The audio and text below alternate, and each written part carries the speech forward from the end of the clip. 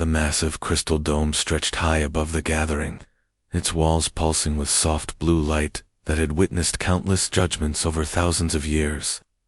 In the center of this ancient chamber, 3 humans stood in metal restraints that hummed with energy, keeping them locked in place. Around them, hundreds of alien beings filled the curved seats, their various forms creating a sea of scales, fur, tentacles, and crystalline skin. Supreme Arbitrator Velthek slowly rose from his throne-like chair. His 6 arms moved in perfect harmony as he lifted his tall, insect-like body above the crowd. Each of his 4 eyes glowed with the authority of ages, and when he spoke, his voice carried the weight of absolute power. We gather today to judge the species that calls itself humanity, Velthek announced. His words echoed through translation devices that made his alien speech understandable to every being present. After careful study of their short but violent history, this tribunal has reached its decision.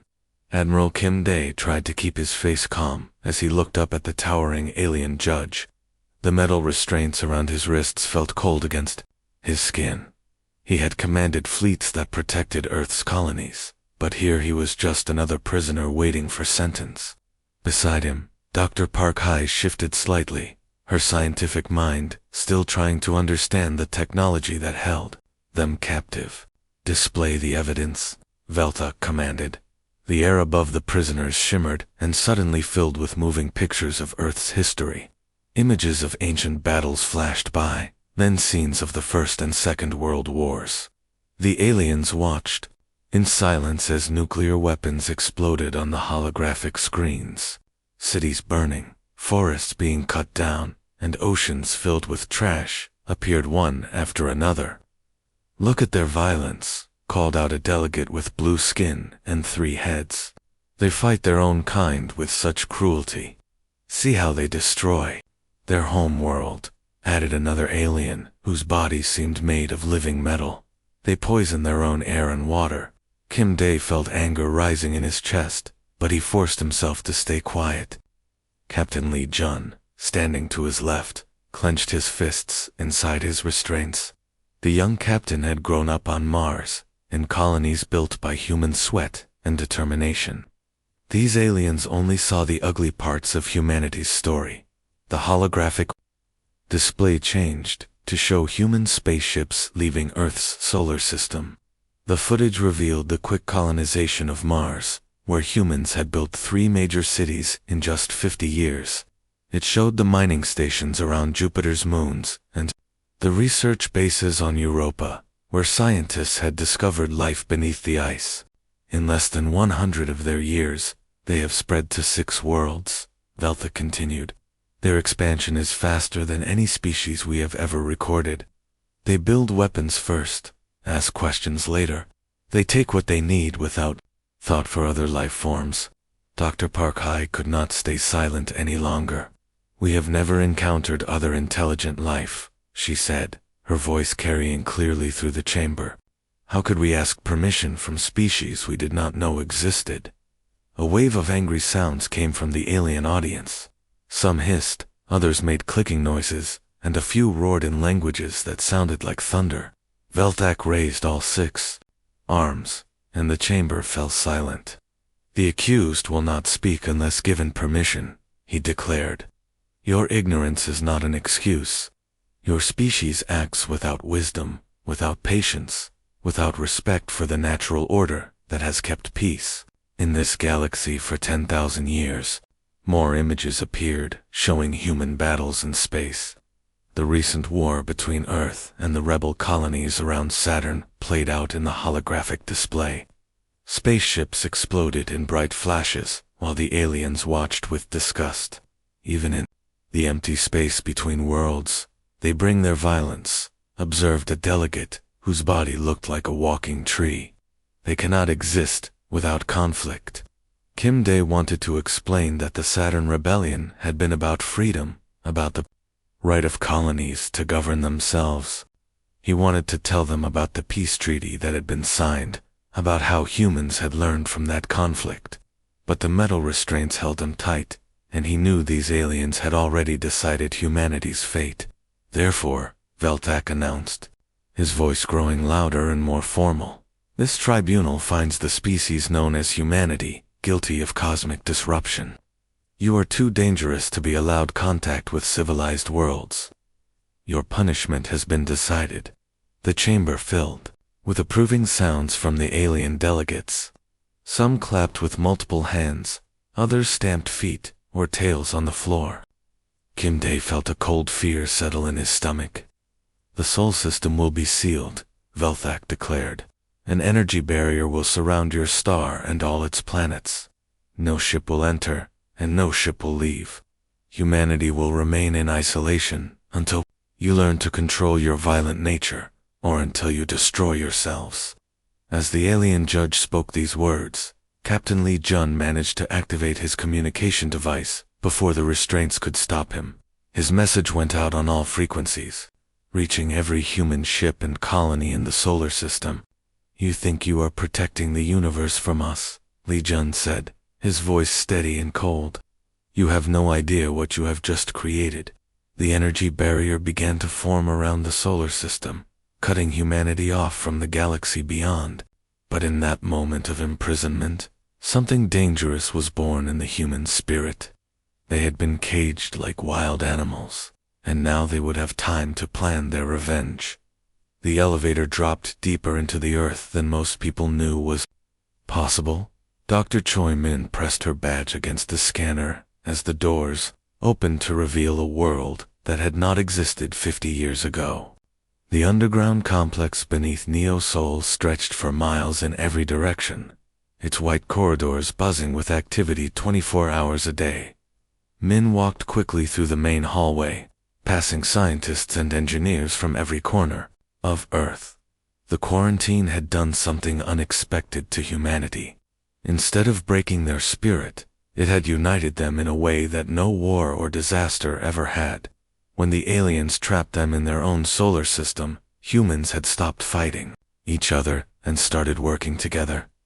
The laboratory door recognized her voice and slid open with a soft hiss. Inside, the quantum resonance chamber dominated the room like a metal mountain. Thick cables ran from its base to computers that filled 3 walls. The machine hummed with power that made the air itself feel electric. How are the readings today? Asked her assistant, Dr. Lee Bo, as he looked up from his computer screen. Better than yesterday, Min replied, checking the numbers on her tablet. We are pulling energy from space itself now. The aliens never learned to do this because they never had to. They always had plenty of resources. She wiped sweat from her forehead as she worked. The chamber was running hot today, pushing the limits of what human science thought possible. But that was exactly what they needed to do. The alien tribunal had expected humanity to become weaker during the quarantine. Instead, being trapped had forced them to become stronger. High above them, Director Yang Su watched from the observation room. He had been just a young scientist when the barrier went up around their solar system. Now his hair was gray, but his eyes still burned with the same anger he had felt that first day. Every morning for 50 years, he had woken up thinking about the aliens who had caged his species like dangerous animals. Status report. Yang called through the intercom. Min looked up at the observation window where she could see a silhouette. The quantum resonance chamber is stable, she reported. We are achieving energy densities the tribunal species never imagined. The numbers on her screen would have shocked alien scientists. Humans had learned to squeeze power from the empty space between atoms. They had figured out how to make machines that thought faster than any computer the galaxy had ever built. Most importantly, they had learned to do all of this with materials found only in their own solar system. Yang smiled as he watched the readings. 50 years ago, humanity had depended on simple nuclear power and chemical rockets. Now they were bending the laws of physics in ways that would terrify the species who had judged them. Across the city, General Park Woo sat in a command center that looked more like a science fiction movie than a military base. Holographic displays showed the status of secret projects, on every world in the solar system. Mars had become a giant factory. The asteroid belt was being converted into raw materials. Even the moons of Jupiter were being hollowed out and turned into shipyards. "Sir, incoming report from the lunar facilities," announced Lieutenant Kim So as she entered the room. Wu looked up from the intelligence reports spread across his desk. Every piece of alien technology left behind during the quarantine had been collected and studied. Human scientists had taken apart energy weapons, communication devices, and even pieces of the aliens' clothing. They had learned how everything worked, then figured out how to make it better. "What do the shipyards report?" Wu asked. "The prototype vessels are ready for testing," Kim So replied. "All 12 ships have passed their initial trials." Wu nodded slowly. He had seen the ships being built in the hidden docks on the dark side of the moon. They looked nothing like the bulky alien vessels that had brought the tribunal to Earth 50 years ago. Human ships were sleek and fast, built with materials that could change their properties based on what weapons were being used against them. The aliens had made their ships like tanks, slow but heavily armored. Humans had made their ships like wolves, quick and smart and deadly, where alien weapons fired the same way every time. Human weapons learned from each battle and adapted their attacks to be more effective. "How many ships will be ready for the main operation?" Wu asked. 300, sir," Kim So replied. Each one crewed by volunteers who were born after the quarantine began. Wu felt a cold satisfaction at those words. The young people piloting these ships had never known freedom. They had grown up inside the alien prison, dreaming of the day they could break free. Their anger burned even hotter than his own. He stood up and walked to the window that looked out over the underground city. Millions of people worked in facilities like this all across Earth. They had spent 5 decades preparing for one moment, the day when humanity would show the galaxy what 50 years of focused rage could accomplish. 50 years, Wu said quietly, his breath fogging the glass. They gave us 50 years to evolve. What the aliens had meant as punishment had become humanity's greatest gift. They had been forced to survive on their own, to innovate and adapt, without any outside help. Now they were stronger, smarter, and more dangerous than any species the galaxy had ever seen. The countdown to freedom had already begun. At the very edge of the solar system, where space grew cold and empty, the observation Station Cerberus floated in darkness. For 50 years, this small outpost had watched the shimmering wall that kept humanity trapped inside their own home.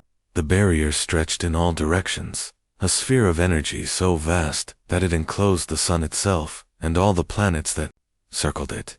Dr. Li Na sat in her command chair, her once black hair now silver with age. She had been young when the aliens first built their prison around humanity. Now, she was old, but her mind was still sharp as a blade. For decades, she had studied the barrier, learning its secrets, waiting for the right moment. "Doctor, I am seeing something strange," called Engineer Beho from his station across the control room. His voice carried excitement, mixed with fear. "The energy patterns are changing." Lena looked at her screens and felt her heart begin to beat faster. The numbers dancing across her display showed something that should have been impossible. The barrier that had held humanity captive for 50 years was starting to shake. "Show me the frequency analysis," she ordered. Beho pressed buttons on his console, and new information appeared on the main screen. The barrier's energy had always moved in the same pattern, like a steady heartbeat, but now that pattern was breaking apart, becoming something different and unpredictable. "It is like the barrier is listening to something," Beho said, his voice filled with wonder. "Something is talking to it." 1,000 miles away from the observation station, the HSS Liberation hung in space near the orbit of Neptune. The ship looked nothing like the vessels that had carried humans to the stars before. The quarantine, its black hole, curved in impossible ways, covered with panels that seemed to shift and change as they watched. "Captain Shin, you stood on the bridge."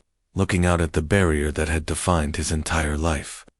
He had been born 5 years after the quarantine began. He had never seen a sky that was not bounded by alien walls. But today, if everything went according to plan, that would change forever. All departments, report status, you commanded. Engineering reports all systems green, called Chief Engineer Kong Min from her station. The phase generators are running at full power. Weapon systems are online, and adaptive protocols are loaded, added Tactical Officer Choi Jun. Our targeting computers are ready to learn and adjust. Communications Officer Park Ji looked up from her console. All stations report ready, Captain, she announced. We have contact with Command and all other ships in the fleet. Yu nodded and walked to the center of the bridge.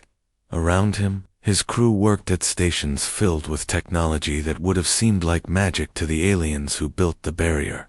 Quantum computers that could think faster than any brain. Weapons that changed themselves to be more effective against whatever they were fighting. Armor that learned from every attack and became stronger. The aliens had built their ships like ancient castles, slow and heavy and strong. Humans had built their ships like living things, fast and smart and always changing. It was the difference between a sword and a shark. Captain, called the voice of Admiral Kim Tae from the communication system. You are cleared for the breakthrough attempt. All of humanity is counting on you. You felt the weight of those words. 50 years of preparation had led to this moment. Millions of people had worked in secret, building weapons and ships and technologies that the galaxy had never seen.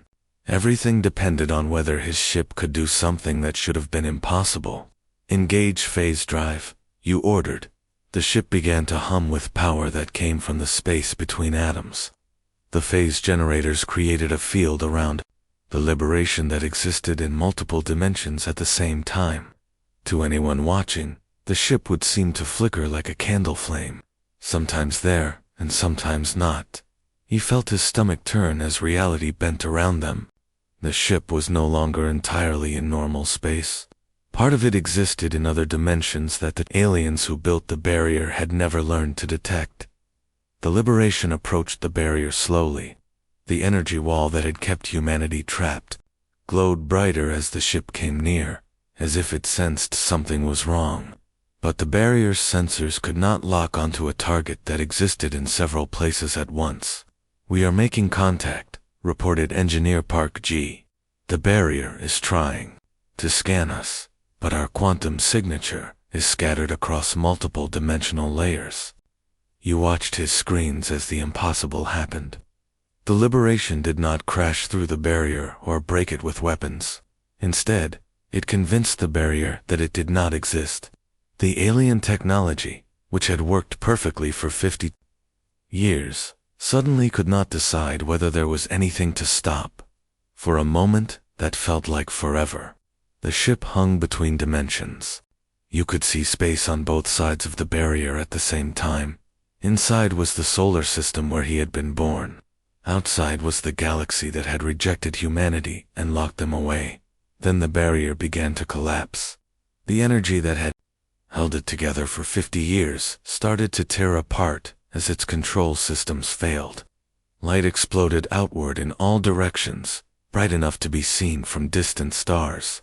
The prison that had held 8 billion people finally cracked and fell. Yu activated his communication system, sending a message that traveled faster than light to every corner of the galaxy. His voice was calm, but it carried a promise that made alien worlds tremble.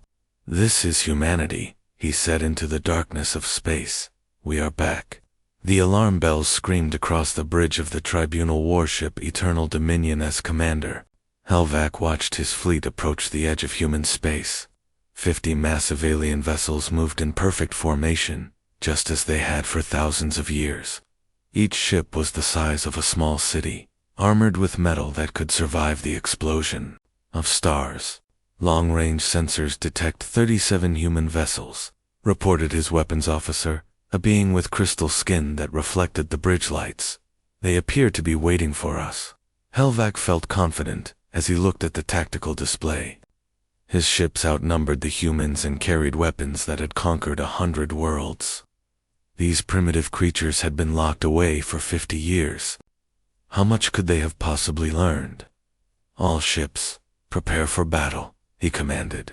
Show these humans what happens when they defy the tribunal. 3 light minutes away, Admiral Kongdu stood on the bridge of the HSS Retribution and watched the alien fleet approach. The human ships looked tiny compared to their enemies, but size was not everything. Where the alien vessels were built like floating fortresses, human ships moved like dancers, graceful and quick. Enemy fleet is entering weapons range, reported Tactical Officer Moon A. Their targeting systems are trying to lock onto us. Let them try, Kong replied with a cold smile. Engage phase variance protocols. The human ships suddenly became harder to see, their hulls shifting between dimensions like ghosts. The aliens targeting computers, which had worked perfectly for centuries, could not decide what they were supposed to shoot at. Helvac watched in confusion as his weapons fired at empty space. What is happening? He demanded. Why can our guns not hit them?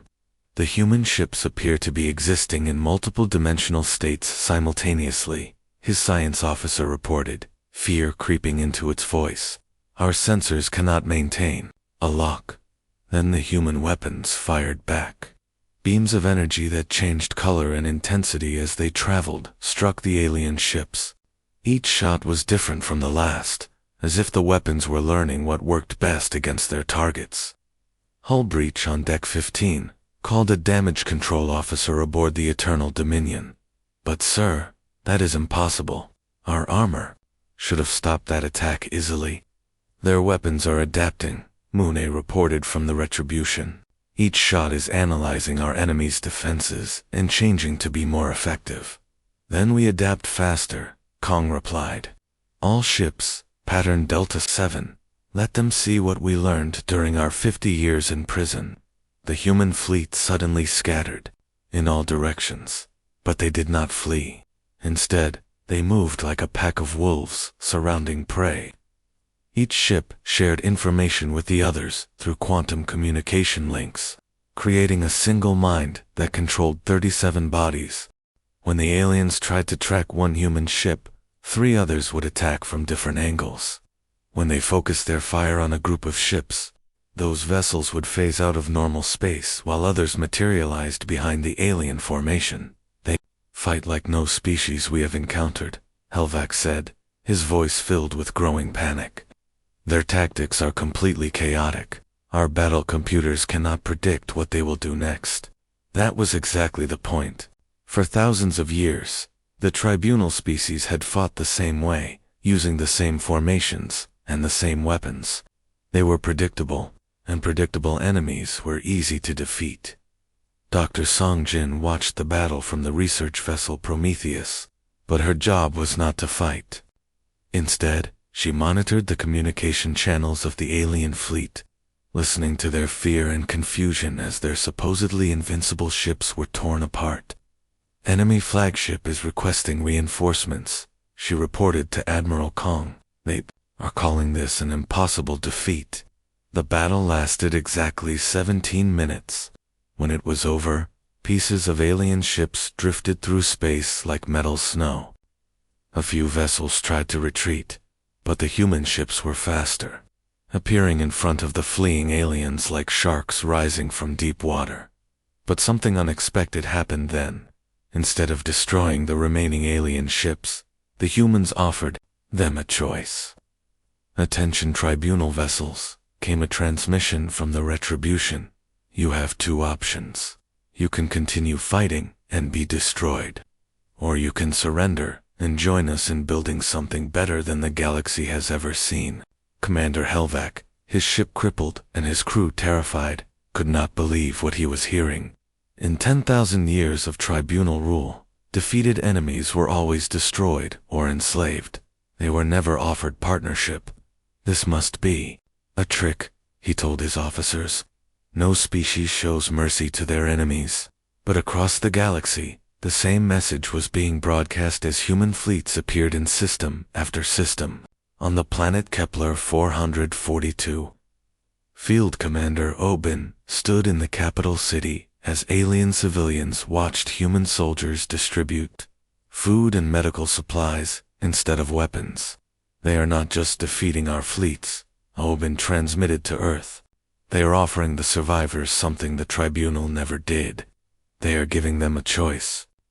One by one, worlds that had lived under Tribunal rule for centuries began to surrender. Not because they were conquered, but because humanity offered them something they had forgotten existed: hope for a better future. The age of the Tribunal was ending, and something new was being born among the stars.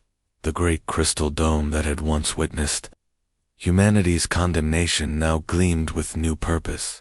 Sunlight streamed through panels that had been repaired and upgraded with human technology, casting rainbow patterns across the curved walls, where 53 years ago, 3 humans had stood in chains. Now President Yuhei walked freely to the central podium. The chamber buzzed with voices in 100 different languages. Representatives from across the galaxy filled every seat, their various forms creating a tapestry of scales, fur, crystals, and stranger things. But unlike the cold judgment of decades past, this assembly carried the energy of hope and possibility. Hay looked out at the crowd and felt the weight of history on her shoulders. She had been just a child when the barrier fell, growing up in the underground cities where humanity had spent 50 years preparing for freedom. Now she stood as the elected leader of the Terran Commonwealth, representing not just humans but hundreds of species who had chosen to join their cause. "Friends and allies," she began, her voice carried by translation devices to every corner of the chamber. 3 years ago, this room witnessed the birth of something new, not through conquest, but through choice. In the front row, a familiar figure sat listening intently. Former Supreme Arbitrator Veltic had traded his ceremonial robes for the simple uniform of a Commonwealth Science Advisor. His 4 eyes, which had once burned with the authority of ancient power, now sparkled with the excitement of discovery. Dr. Lim Su, sitting beside him, smiled as she watched the old alien's reaction. As the Commonwealth's Minister of Affairs, she had worked closely with Velthak to integrate former tribunal species into the new government. What amazed her most was how quickly beings who had lived the same way for thousands of years could adapt when given the freedom to change. "Your species taught mine things we never imagined," Velthik had told her just yesterday. "In 10,000 years of tribunal rule, we achieved stability. In 3 years of Commonwealth membership, we have achieved wonder." Across the chamber, Fleet Admiral Park Ray reviewed reports on her tablet while listening to the President's speech. At 28, she was the youngest person ever to hold such a high military rank. But the Commonwealth promoted based on ability rather than age or species. The reports she read would have seemed impossible just a few years ago. Former tribunal worlds were experiencing changes that their populations called miraculous. On Kepler 442, birth rates had increased by 40% as young aliens looked toward the future with optimism instead of resignation. The planet Tau Ceti had launched its first independent space program in 3 millennia, with human engineers working alongside alien scientists to explore their own solar system. Most remarkable of all was the rate of technological advancement. Species that had used the same tools for centuries were now inventing new ones every month. Human creativity was infectious, spreading from world to world like a beneficial plague that brought innovation wherever it touched. The old tribunal believed that peace came from control. President Yuhei continued. They thought that if change was prevented, conflict would end. They were wrong. Murmurs of agreement rippled through the assembly. Many of the aliens present remembered the stagnant centuries under tribunal rule, when asking questions was discouraged, and new ideas were forbidden. Admiral Park Ray looked up from her reports as she noticed movement in the gallery above. Thousands of beings from across the galaxy had come to witness this session, including many who had once served the tribunal. They watched with expressions of wonder as former enemies worked together to solve problems and explore possibilities. On the planet Rigel 7, a world that had been conquered by the tribunal 5,000 years ago, archaeologists were uncovering the ruins of their ancestors' civilization. For the first time in millennia, they were remembering who they had been before the tribunal imposed its vision of order upon them. "We discovered something during our 50 years of imprisonment," President Yuhei said, her voice growing stronger. "We learned that creativity cannot be caged. Innovation cannot be stopped. The desire to grow and change is stronger than any barrier." In the audience, an elderly delegate from the Centauri system nodded slowly. His species had served the tribunal faithfully for 8,000 years, never questioning orders or thinking beyond their assigned roles. Now his granddaughter was studying quantum physics at the Commonwealth University on Mars, learning sciences that her ancestors had never been allowed to understand. The transformation was not limited to technology and politics. Art, music, and literature were flourishing on worlds that had forgotten what creativity meant. Human cultural exchange programs were introducing alien species to concepts like individual expression and personal choice, ideas that the tribunal had suppressed for being too dangerous. 3 years ago, you feared us because we were different, President Yuhei said as her speech drew to a close. Today, I invite you to celebrate that difference. It is what makes us strong. She paused and looked around the chamber, making eye contact with representatives from species that had once considered humanity too primitive to deserve freedom. You tried to cage us because you feared what we might become, she declared, her voice carrying to every corner of the Great Dome. Instead, you gave us the perfect laboratory to evolve into something that could lift all of us higher. The age of stagnation is over. Welcome to the age of infinite possibility. The chamber erupted in cheers, voices from 1,000 worlds joining together in celebration of a future that no one could predict but everyone wanted to help create. The galaxy would never be the same.